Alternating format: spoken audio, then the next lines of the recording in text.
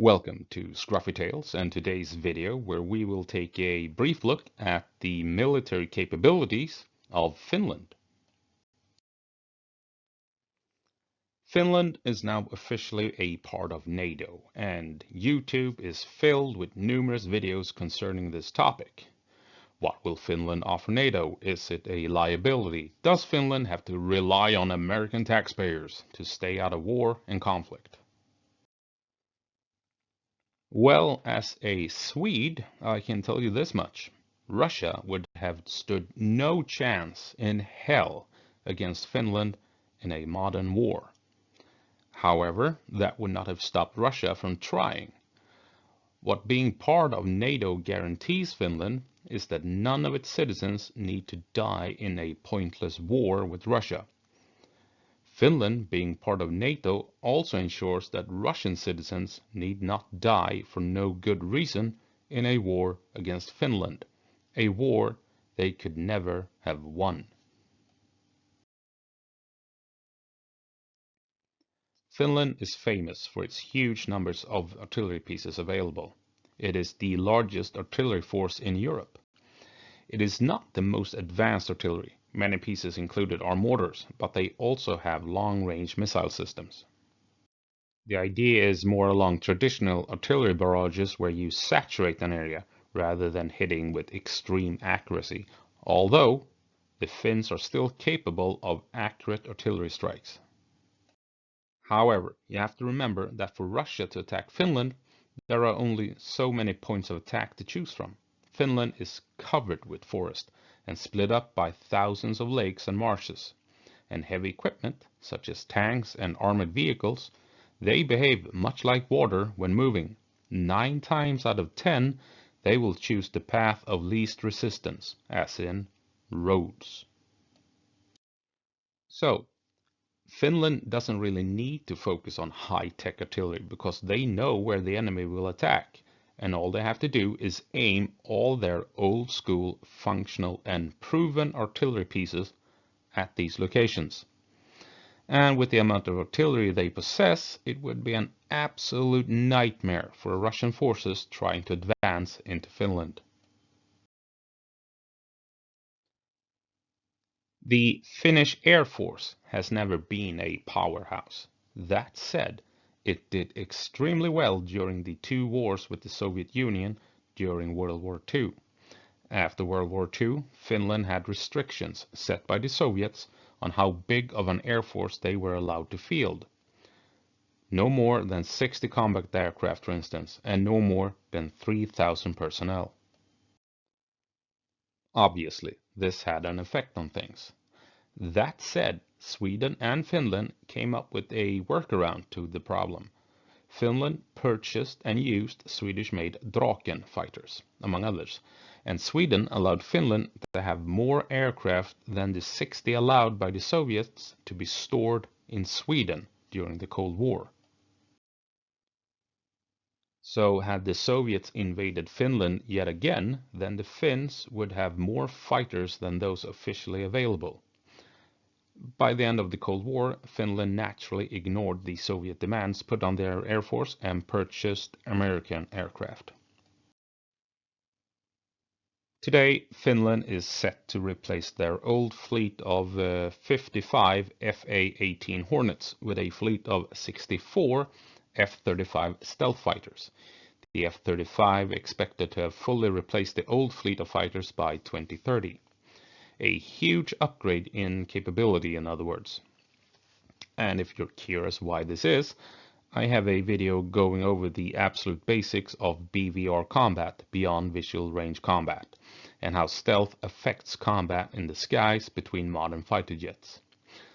64 aircraft is a small number, but being able to launch 3 or 4 missiles at an enemy without the enemy being able to fire back before you leave the combat zone is a pretty big advantage after all.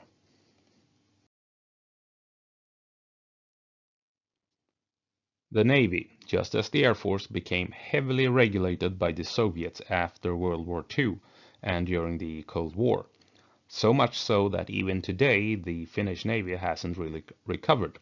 relying on 8 fast attack craft to do the main fighting and 5 mine layers. However, don't let this fool you, because the Finns employ the Swedish anti-ship missile RBS-15, the most advanced anti-ship missile in the world. And just like the Swedes, they launch this missile from its attack craft and from mobile launch sites on land. So while only having 8 smaller missile boats doesn't sound very impressive, these ships can dart in and out of cover in the Finnish archipelago, basically conducting hit-and-run attacks with their missiles, supported by missiles launched from land. They may not be able to take the fight to Russia, but Russia will suffer greatly trying to approach the Finnish coastline.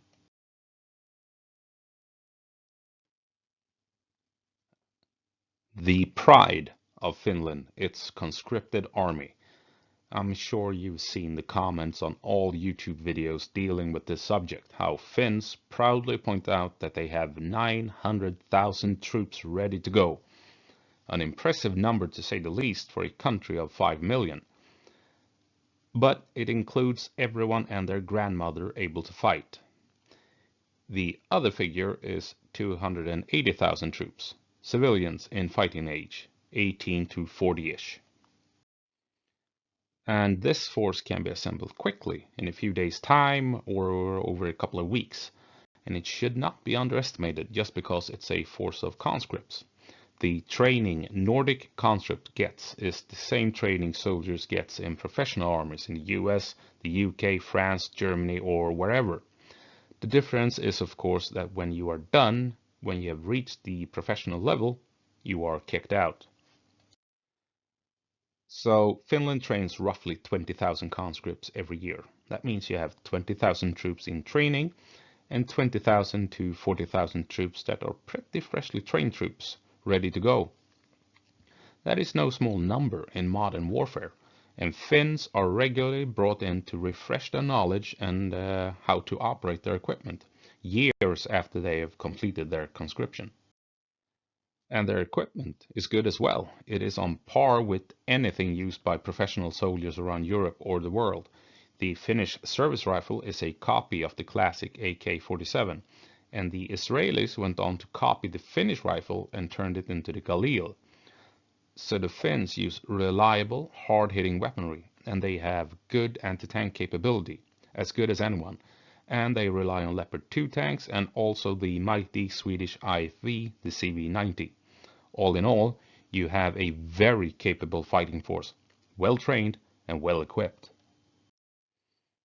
And if you doubt the capabilities of Nordic conscripts, be they Finnish or Swedish, I would like to point out that in war games versus NATO, Finnish and Swedish conscripts have held their own against professional forces made up of US Marines, Royal Commandos, and the Norwegian Telemark Battalion. Had Russia invaded Finland in our modern age, the difference of quality concerning the troops involved would have been so drastic that it would have been catastrophic for the Russian army. Absolutely catastrophic.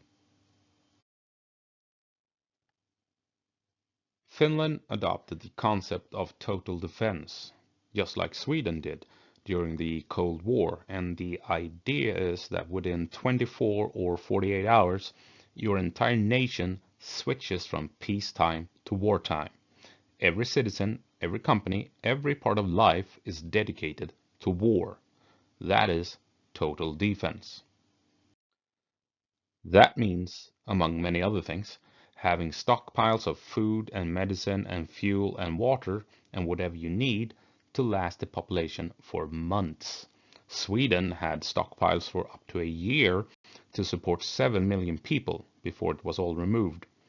Finland has stockpiles, I believe, for up to around 6 months for its population of 5 million, and still does, because Finland, unlike Sweden, did not dismantle the total defense after the Cold War.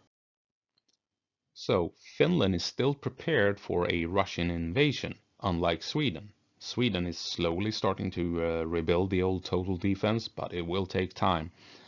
So guess why Sweden tries to get into NATO, right? Anyway, this is about Finland, and Finland quite rightly and correctly never trusted Russia and never abandoned its total defense.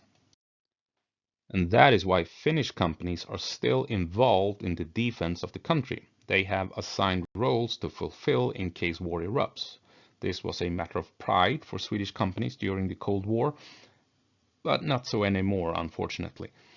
Total defense basically boils down to every aspect of civilian life having a role to fill during war. Every citizen has a duty to perform. The enemy is not only fighting your army, the enemy is fighting your entire country, the people, the buildings, the forests, the most mundane things you can think of is a tool to defeat the enemy. Many videos on YouTube have highlighted the many bunkers in Finland and all the bomb shelters. And rightly so, Finland has bunkers and bomb shelters to allow every single citizen a chance to escape bombs and missiles. As a Swede, it pains a bit. The cope is real. My heart aches. Because Sweden, during the Cold War, built some 65,000 bunkers to house 7 million people. Every citizen that wasn't expected to fight in the armed forces, in other words. And what did Sweden do?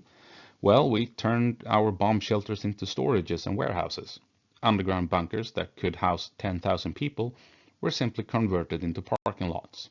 Underground military bases were abandoned. The Finns, yet again, correctly did not trust Russia. They have kept their bomb shelters as bomb shelters. They maintain their underground bunkers, make sure they are ready to be used for their intended purpose.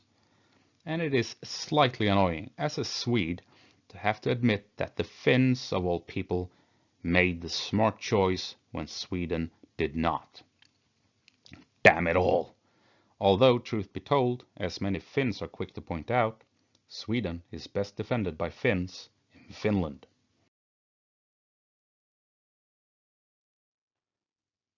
So, as you can see, Finland is built around war, just as Sweden was during the Cold War. The country is designed with a single purpose. If invaded, the entire country and every aspect of it will, at the flip of a switch, turn to focus on the complete destruction of the enemy. Looking at Ukraine, do you really think Finland needs anyone to help them win a war with Russia? No, Finland doesn't need NATO to do that. What Finland gets from NATO is the guarantee that Russia won't start a stupid, pointless war that will get Finns killed for no reason whatsoever.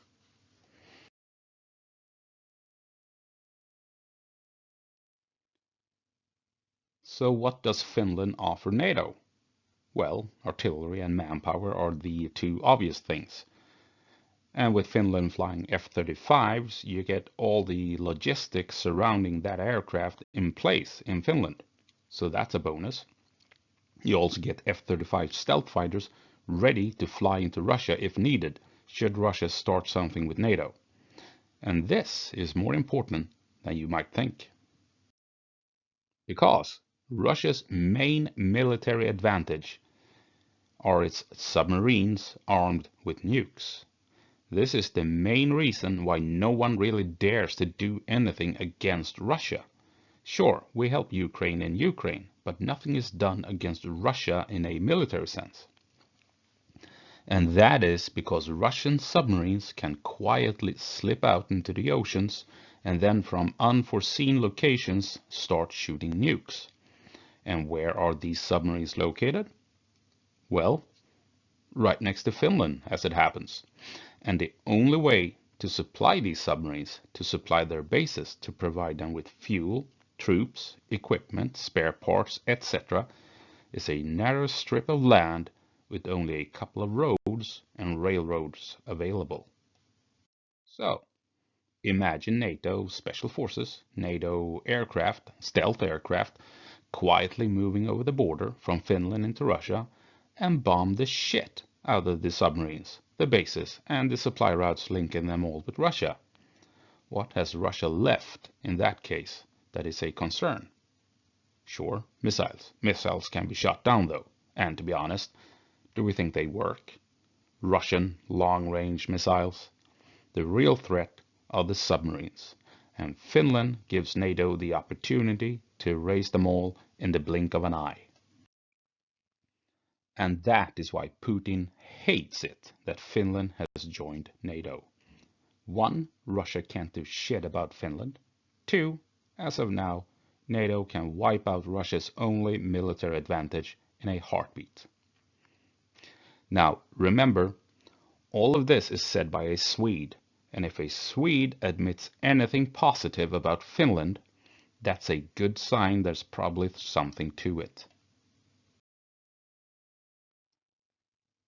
Thank you for watching, and I hope you enjoyed this video, and yeah, I'll see you in the next one.